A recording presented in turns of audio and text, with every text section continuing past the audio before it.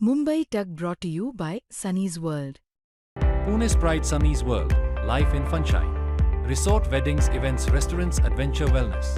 Sunny's World, perfect destination for every occasion. नमस्कार, मी अभिजित करंडे. मुंबई तकमध्ये आपल्या सर्वांचं स्वागत आहे. नवी मुंबईतल्या बेलापूरमध्ये जे एमपीएससीचं मुख्यालय आहे त्या ठिकाणी गेले 7 दिवसांपासून काँग्रेस आणि इतर विद्यार्थ्यांचं आंदोलन चालू आहे आणि मागणी एकच आहे की ज्या ऑनलाईन परीक्षा होणार आहेत त्या ऑनलाईन परीक्षा रद्द कराव्यात आणि त्या परीक्षा ऑफलाईन घ्याव्यात. त्यासोबतच नॉर्मलायझेशनची पद्धत बंद करावी आणि काही विशिष्ट पदं आहेत त्याची वयोमर्यादा वाढवावी. अर्थात 7 दिवसांमध्ये सरकारने याची फार काही दखल घेतली असं दिसत नाहीये. इथून 10 फुटांवरती एमपीएससीचे अधिकारी बसतात, पण ते इकडे फिरकले पण नाहीत. म्हणजे ते इथंच उतरतात याच रस्त्यावरती, इथून 2-4 फुटांवरती, पण ते सरळ आत जातात. साधी चौकशी सुद्धा करायला कोणी येत नाहीये आणि हा लाखो विद्यार्थ्यांचा प्रश्न आहे. राज्यभरातून जवळपास 7 ते 8 लाख विद्यार्थी एमपीएससीच्या परीक्षेची दरवर्षी तयारी करतात. वेगवेगळ्या पदांकरता वर्षभरामध्ये 6 ते 7 परीक्षा होतात. त्यामध्ये हे विद्यार्थी सहभागी होतात. जे विद्यार्थी ग्रामीण भागातून येतात त्यांच्या अडचणी अजून मोठ्या आहेत, त्यांची आव्हानं अजून मोठी आहेत, पण सरकारला त्या अडचणी ऐकून घेण्यामध्ये खरंच रस आहे का, हा प्रश्न आहे. ही आठवण असू द्या की सीए, एनआरसी आणि किसान आंदोलन 1 वर्षापर्यंत चालू राहिलं आणि सरकारला जरा सुद्धा फिकीर नव्हती त्याची. कोणी जात नव्हतं. दिल्लीच्या बाहेर ते लोक बसलेले होते. त्यांना दिल्लीत शिरू नाही देण्याचा किती सगळा बंदोबस्त सरकारने केला. पण प्रधानमंत्री जिथपर्यंत उत्तर प्रदेशमध्ये त्यांना हार दिसायला लागली नाही तिथपर्यंत प्रधानमंत्रींनी पण कधी त्यांच्यासाठी सहानुभूती दर्शवली नव्हती किंवा असं नव्हतं सांगितलं की तुम्ही घरी जा, मी ह्याचा सहानुभूतीपूर्वक तोडा आणतो म्हणून. तर ही सरकार, तिला केअर नाहीये, तिला लाज नाहीये. जे बोलत असतात त्यांना जरा सुद्धा फिकीर नाहीये की एवढ्या सगळ्या तरुणांचं भविष्य एका एक डिसिजनमुळे एक प्रकारे त्याला खतरा येतोय. आणि जर अशी सरकार असेल तर मग आंदोलनशिवाय काहीही उपचार राहत नाही. आणि म्हणून जसं लोहियाजींनी म्हटलं होतं की जेव्हा पार्लमेंट हे निकम्मी होऊन जाते तेव्हा रस्त्यावर लढलो तर त्याला आपण ठिकाण्यावर आणू शकणार नाही. आणि म्हणून अशा ज्या उपक्रम आहेत त्यांना आपण साथ देऊन त्यांचा आवाज जास्त मोठा आणि व्यापक बनवायला मदत करायला पाहिजे. म्हणून मी आज इथे आलेलो आहे. असं का वाटतंय की हा कट आहे? कारण जे सरकार किंवा ज्या सरकारचे प्रधानमंत्री म्हणतात की आपण सर्वात युवा देश आहोत आणि युवाच हे या देशाचं भवितव्य आहे. 2047 मध्ये जर आपल्याला जगभरामध्ये महाशक्ती व्हायचं असेल तर युवाच तुम्हाला तिथपर्यंत पोहोचवणार आहेत. मग तर तुम्हाला असं का वाटतंय की त्यांच्या विरोधातच हे सरकार कट? आपण पहा की 2014 पासून प्रधानमंत्री आणि त्यांचे जे मंत्रिमंडळचे लोक आहेत, त्यांच्या पार्टीचे जे नेते आहेत, ते सगळे वारंवार अवारनवार जाहीर त्यांच्या व्याख्यांमध्ये प्रश्न विचारू नका. प्रश्न विचारणं म्हणजे एक राष्ट्रविरोधी काम आहे. आम्हाला आमचं काम करू द्या, तुम्ही मुंगी ठेवून ते सोसत राहा. हे एक त्यांची हे कॅम्पेन चालली आहे. आणि म्हणून त्यांना आपण जे सांगतो की मेंढऱ्यांवाली लोकशाही पाहिजे ते बनवायसाठी ते हे सगळं, आणि म्हणून त्याला कट म्हणायचा हे वेळ आता आलेली आहे. कारण आपण पाहू की पार्टिसिपेटिव्ह डेमोक्रेसी ज्याला म्हणतो की ज्याच्यात नागरिकाचा सर्वात मोठा हक्क असतो, अधिकार असतो, ती जे लोकशाही पद्धती आहे त्याच्या एक जे संविधानात्मक पर्याय आहे ज्यांना आपण स्तंभ म्हणतो लोकशाहीचे, त्यांना कशा पद्धतीनं त्यांनी कमजोर बनवायला सुरुवात केली आहे. हे सगळ्यांचं जेव्हा आपण एक ब्रॉड पिक्चर बघतो तेव्हा हे माहिती पडतं की हे संविधान आणि लोकशाहीच्या आपल्या ज्या प्रकारच्या लोकशाहीची परिकल्पना करून आपल्या देशचे बनवणाऱ्यांनी हे केलं होतं, सगळी व्यवस्था केली होती, त्याला हे लोक नेस्तनाबूत करण्याचा एक प्रोग्राम राबवत आहेत. खूप व्यापक मुद्दा मांडलेला आहे, त्याकडे मी येतो. पण सुरुवातीला सीईटीचा पेपर फुटला. आपण बघितलं की त्याच्यामध्ये एज्युटेक कंपनी जी होती त्यांना फायदा मिळाला आणि मग त्यांच्यासाठी कसे नॉर्म्स बदलण्यात आले होते ते समोर आलं. अर्थात कारवाई काय झाली अजून लक्षात येत नाही. तिकडे सीजेपीचं आंदोलन चालू आहे, तिथं मुलं बसलेली आहेत की धर्मेंद्र प्रधान यांना हटवा म्हणून. इथं मुलं बसतायत, इथं काय नेते बसतायत की इथली ऑनलाईन पद्धत जी आहे ती बंद करा म्हणून. नीटचा पेपर फुटला, महाराष्ट्रामध्ये टीईटीचा पेपर फुटला. तर हे सगळं होत असताना याकडं याचा कॉग्निजन्स घ्यायचा नाही, ही जी धारणा आहे ही नेमकी काय दर्शवते? नाही, हे एक निष्काळजीपणा आणि नालायकता दाखवते की समाज पण त्याच्यामध्ये कारणीभूत आहे. कारण बघा, अशाच वेळेला इग्नोरन्स दाखवलं जातं ज्यावेळेला तुम्ही जागे नाही आहात. जर आपण बघितलं की अण्णा हजारेंच्या आंदोलनाच्या वेळेला मात्र अख्खा देश जो आहे तो दिवस जर संध्याकाळी मोर्चे काढताना, मशाल मोर्चे काढताना दिसत होता, हातात मेणबत्त्या घेऊन दिसत होता. आज एवढे प्रश्न निर्माण झालेले आहेत, मांडतायत लोक, पण आज समाजातले लोक जे आहेत ते त्याच्यामध्ये सहभागी होताना पण फार दिसत नाही. आपण अण्णा हजारेंचं उदाहरण दिलंय म्हणून मी त्याचा एक हे करतो की अण्णा हजारेचं आंदोलन इंडिया अगेन्स्ट करप्शन हे च्या पाठीमागे कोणती संस्था होती ते जर आपण हे नाही केलं, ऍडमिट नाही केलं, तर आपल्याला कळणार नाही की का इतकं सगळं मोबिलायझेशन झालं. ज्या दिवशी RSSनी अण्णांचा हात सोडला त्या दिवशी जेव्हा ते BKCला येऊन बसणार होते तेव्हा त्यांच्याकडे एक पण माणूस राहिला नव्हता. आणि हेच दाखवतं की कशा पद्धतीनं हे पूर्ण ऑर्केस्ट्रेट केलं जातं. लोक का सहभागी होत नाहीत, लोक का रस्त्यावर येत नाहीत? तुमचं काय? हे एक हे आहे की त्यांना एक सिन्सिअरिटीचा अभाव दिसतोय. म्हणून हे जरुरी आहे की अशा पद्धतीचे आंदोलन व्हायला पाहिजे ज्याचा फरक लोकांना पडेल, त्यांना त्याची थोडी फार तरी अडचण भोगावी लागेल.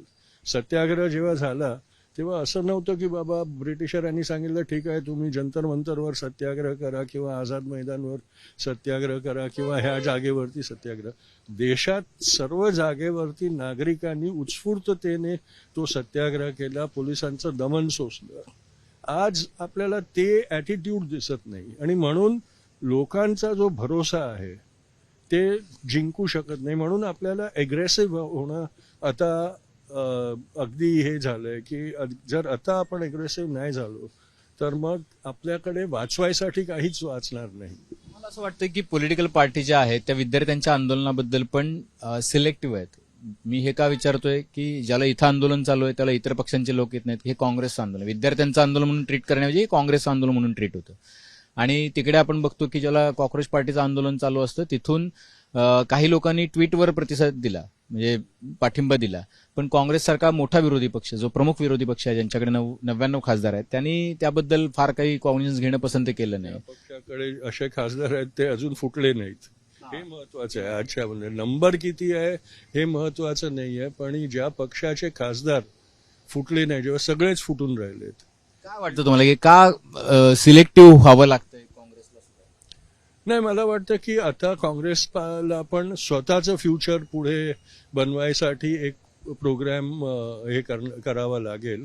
त्यांनी कोअलिशनमध्ये काम करायचा एक एक्सपेरिमेंट करून पाहिला, इंडिया अलायन्सचा एक्सपेरिमेंट करून राहिला. इलेक्शन्समध्ये त्याची असर दिसली आपल्याला, पण जन आंदोलनांमध्ये इंडिया अलायन्सचा आपल्याला असर दिसत नाहीये. आणि म्हणून मला असं वाटतं ठामपणे की काँग्रेसनी आता गुरुदेवचा जो मंत्र होता तो अंगीकृत करायला पाहिजे आणि एकला चालोची नीतीनी हे आंदोलन करायला पाहिजे. कोणाची दुसऱ्याची पर्वा करायची गरज नाहीये. कारण आज जे मी पहिला सांगितलं की एकटा पक्ष आहे ज्याचे इलेक्टेड रिप्रेझेंटेटिव्ह फोडू शकले नाहीत कोणी. काँग्रेसच्या मनात शंका आहे सीजेपी बद्दल किंवा त्या मुलांबद्दल जी जंतर मंतरला बसली आहेत, किंवा सोनम वांगचुक आहेत, एज्युकेशनिस्ट आहेत, मोठे इनोव्हेटर आहेत, त्यांनी खूप मोठं काम लडाखसाठी पण केलं, त्यांना सुद्धा 170 दिवस तुरुंगात NSAच्या खाली टाकलं. अशा लोकांसोबत अभिजित दिपके महाराष्ट्रातून आहे, तरुण आहे, तर संशय आहे की अरे हु इज हँडलिंग, म्हणून काँग्रेसचे नेते अजून पण तिकडे जात नाहीयेत, त्याच्याकडे फार बघत नाहीत. राहुल गांधींनी कोटामध्ये मोठा आंदोलन केलं, काइंड ऑफ अ कॉन्सर्ट आंदोलन केलं युवांना आकर्षित करण्यासाठी.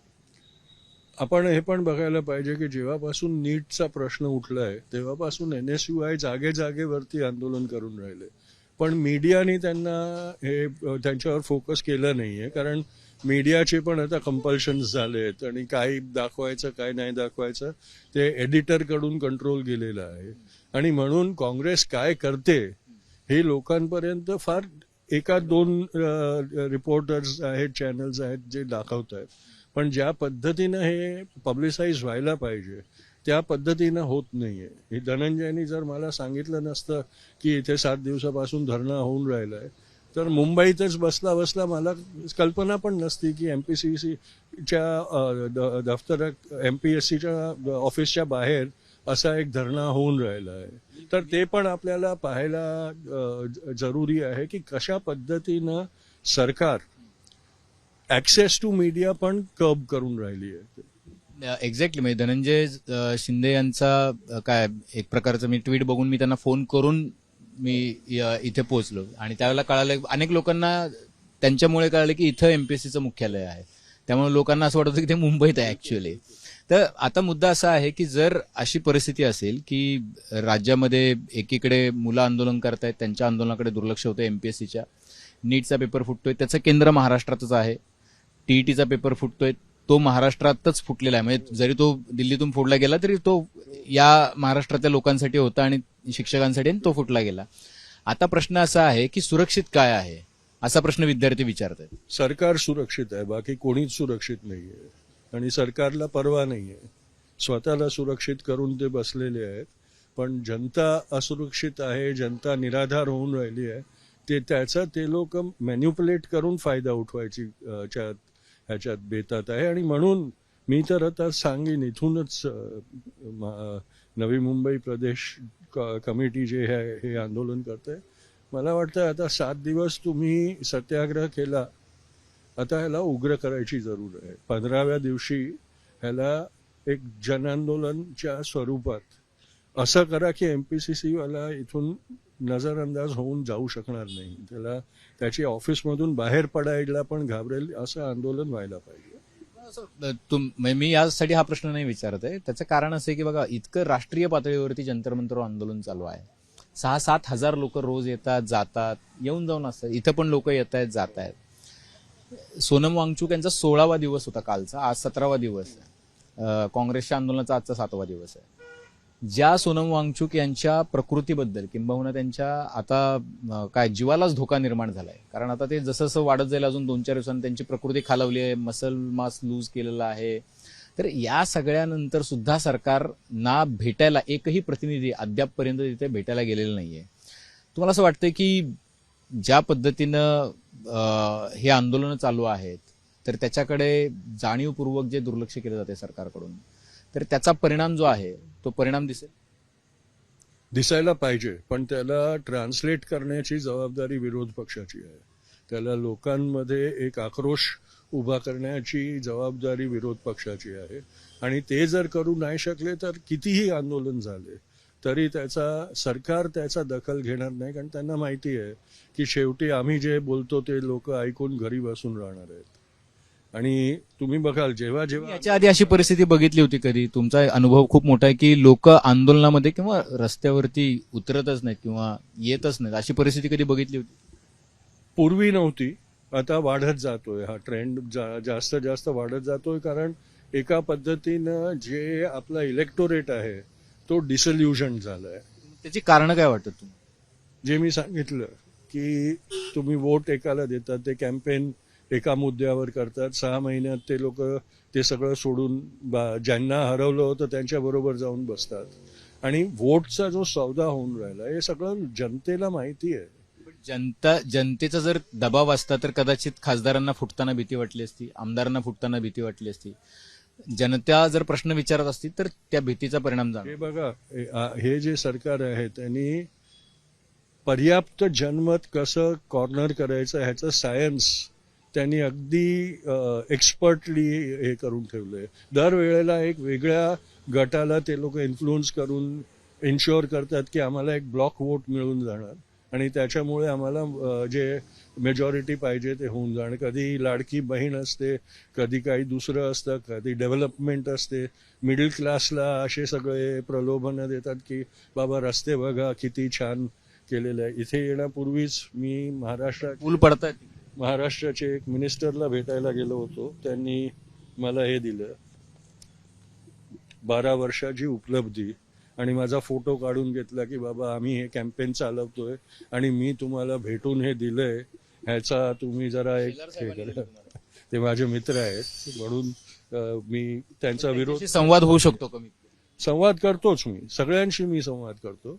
त्याचा असर काय होतो ते बघायला पाहिजे. पण कारण त्यांना पण हे करावं लागतं, त्यांना माझ्याबरोबर फोटो काढावा लागला आहे देताना मला, आणि ते त्यांच्या सोशल मीडियावर टाकतील. मी त्यांना सांगितलं की बाबा कदाचित ह्याचा तुम्हाला हे होणार, असर वाईट होणार माझ्याबरोबर टाकतात. ते म्हणलं नाही मला वांधा नाही, मी दाखवेन की मी माझं काम केलं. तर हे जे आहे, हे जे कॅम्पेन ऑफ लाईज आहे ते आज लोकांना जास्त पटतं. जे सत्य आहे, जे आपल्या समोर भयानक परिस्थिती आहे, ते लोक शहामृगासारखी डोळे मिटून बघायला इच्छित नाहीत. याच्यामध्ये त्यांनी जे त्यांचं अचिव्हमेंट दाखवलंय त्याच्यामध्ये quality education, new opportunities, bright future हे पण दाखवलंय आणि युथ पॉवर पण दाखवलंय, स्टार्टअप, स्किल्स अँड एम्प्लॉयमेंट. हे सगळं तुम्ही जर बघाल तर अर्बन युथ, सगळं हे मुलं आंदोलन का करतात हा प्रश्न. युथ क्वालिटी एज्युकेशन आणि युथ पॉवर पण ह्याच्यात तुम्ही बघाल की जे जे उपलब्धींचा त्यांनी हे केलं आहे की बाबा आमची हे 12 वर्षाची उपलब्धी आहे, ते सगळी अर्बन सेंट्रिक आहे. मोठे रस्ते बांधले, कोणासाठी बांधले मोठे रस्ते? शेतकरीच्या ट्रॅक्टरसाठी बांधले का? शेतकरीचीच जमीन घेतली. हे सगळे मोठे मोठे सुपर एक्सप्रेसवे बनवले तर शेतकरींची जमीन घेतली ना, फळद्रूप जमीन घेतली. कोकणात किती मोठं आंदोलन चालू आहे, ते कोणता त्यांचा शक्तीपीठ मार्गाविरुद्ध, त्याच्यात कोकणाची फळद्रूप जमीन घेऊन त्याच्यावर 6 लेन हायवे गडकरीजी बांधणार आहेत. तर हे दिसतंय की त्यांचा कोणत्या गटाला ते टार्गेट करून राहिले, कोणाला एम करून राहिले. त्यांना गरिबांची पर्वा नाही, त्यांना खेड्यांची पर्वा नाही आहे. त्यांना माहिती आहे की खेड्यांमध्ये असं पण काय आहे की ते लोकांचं थोडं जास्त गेलं तर ते रडतील किंवा आंदोलन करतील. त्यांना काहीतरी 5,000 10,000 देणार इलेक्शनच्या वेळी आणि त्यांना सांगणार की बाबा बघा आम्हाला तुमची किती फिकर आहे. तर हे जे सगळं एक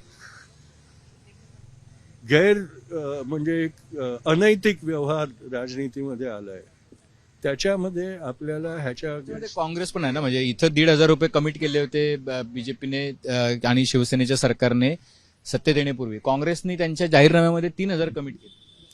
everybody is doing it. Everybody has to do it. त्याच्या पर्यायच नाहीये. तुम्ही बघा दरेक इलेक्शनमध्ये 500 रुपये वाढवतात, दरेक इलेक्शनमध्ये 500 रुपये वाढवून सांगतात. आणि प्रलोभन काय असतं की बाबा आम्हाला इलेक्ट केलं तर भेटेल, नाही केलं तर हे सगळे पैसे परत घेणार तुमच्याकडून. लाडकी बहीणमध्ये तेच कॅम्पेन चालला होता. महिलांना असाच एक प्रकारे प्रताडित केलं गेलं होतं की आम्ही हरलो तर हे पैसे जे दिले ते सगळे परत जाणार तुमचे. परत एकदा या विषयावर तुम्हाला असं वाटतं की तुमचं ओपिनियन काय आहे की सीजेपी, जसं तुम्ही आला सॉलिडॅरिटी म्हणून एक सहवेदना व्यक्त करणे, काँग्रेसने जायला पाहिजे सीजेपीच्या आंदोलन? मला वाटतं की आता वेळ अशी आली आहे की सर्वांनी ज्यांना राष्ट्राची फिकर आहे त्यांनी एकत्र यायला पाहिजे. कोणी कुठे जायचंय ह्याच्यात मी बोलणार नाही, कारण मग ते इगोचा प्रश्न उद्भवतो. पण सर्वांनी बरोबर येऊन हे देशासाठी लढाईचा एक संकल्प करायची वेळ आता आलेली आहे. ही आठवण असू द्या की CAA, NRC आणि किसान आंदोलन 1 वर्षापर्यंत चालू राहिलं आणि सरकारला जरा सुद्धा फिकीर नव्हती त्याची. कोणी जात नव्हतं. दिल्लीच्या बाहेर ते लोक बसलेले होते. त्यांना दिल्लीत शिरू नाही देण्याचा किती सगळा बंदोबस्त सरकारने केला.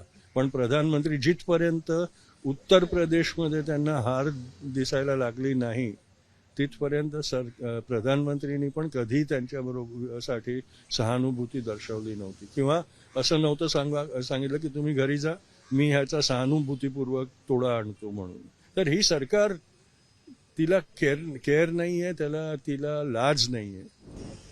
असं की तुषार गांधी सरांनी सांगितलेलं आहे की आता विद्यार्थ्यांनी आणि त्यांच्या आंदोलनाला ज्यावेळेला प्रॉमिनन्स मिळत नाहीये त्यावेळेला एक उग्र आंदोलन करण्याची गरज आहे, ज्यामुळे हा प्रश्न जो आहे तो सरकार दरबारी ऐकू जाईल, अधिकाऱ्यांना ऐकू जाईल आणि त्याचा काय म्हणू आपण त्याला कॉग्निजन्स घेतला जाईल.